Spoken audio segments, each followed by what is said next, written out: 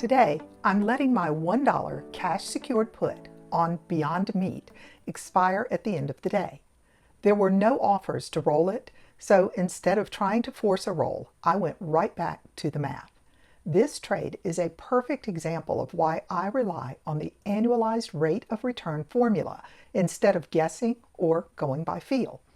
I pulled up the next two expirations I was considering, one 14 days out and one 21 days out, and I compared the premiums to the collateral required. As soon as I ran the numbers, the more efficient contract stood out immediately. The math made the choice for me. So I sold the contract with the stronger annualized rate of return, which drops my average cost per share on BYND to below $1. My next decision point is December 19th, when my $1.50 covered call expires. This is a micro trade, but the process scales beautifully.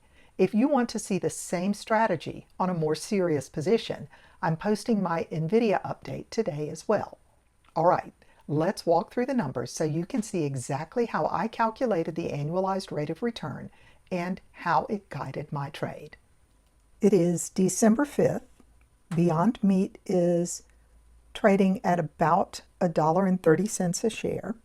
My $1 cash secured put is expiring today out of the money, and my covered call is still 14 days from expiration with a strike price of $1.50 a share. Normally, I would roll my $1 put out, but I see that there are 0 bids for me to close the existing position, so I'm just going to leave it to expire at the end of the day and sell a new $1 put. Going out 7 days, there is an offer of 1 cent per share, which would only bring me about 34 cents in income and just wouldn't be worth making the trade. If I go out to December 19th, there's a $4 bid, which would give me about $3.34. And if I go all the way out to December 26th, I see an $8 bid.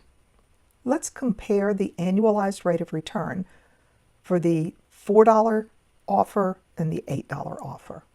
If I accept a $3.34 income on a 14-day contract secured with $100 of collateral, my annualized rate of return is 87.08%.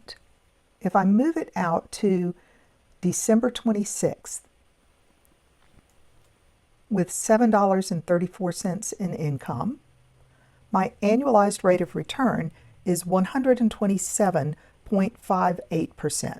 So this is clearly the better trade. Let's go place the order. It filled at 8 cents a share, or $8 less 66 cents in trading fees. At the time I sold this contract, BYND was trading at $1.29 a share. My total expense at this point is $123.21.